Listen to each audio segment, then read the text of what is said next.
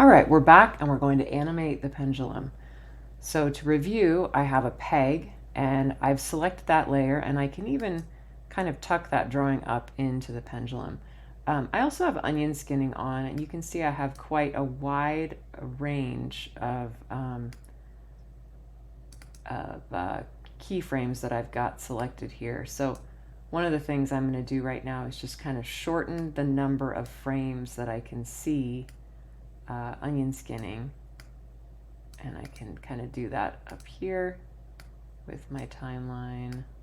There we go. Now that's our range to see which frames are before and after the current frame.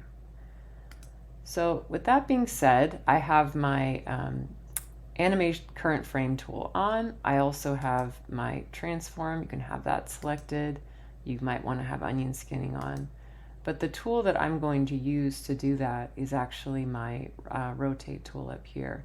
And I want to also make sure that I have my, my animation timeline as well. So I'm just going to click right around here, control click, and we want to see the timeline view,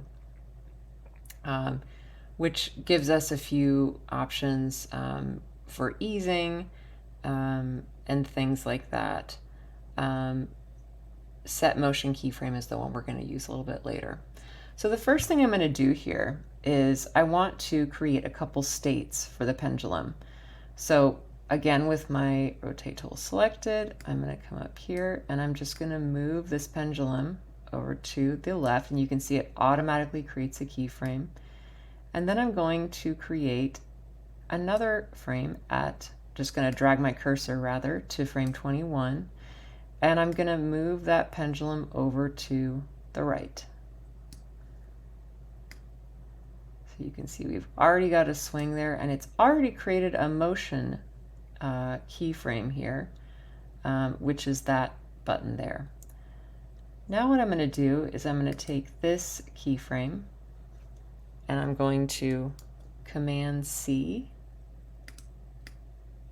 bring this over, and I'm going to paste it. And so you can see actually now we've got 3 keyframes with 3 motion paths that go between them. However, this is not done because we need to set the timing. If we watch this, and I can play that, the timing is even. So the next thing we're going to do is add easing, and that'll be in the next video.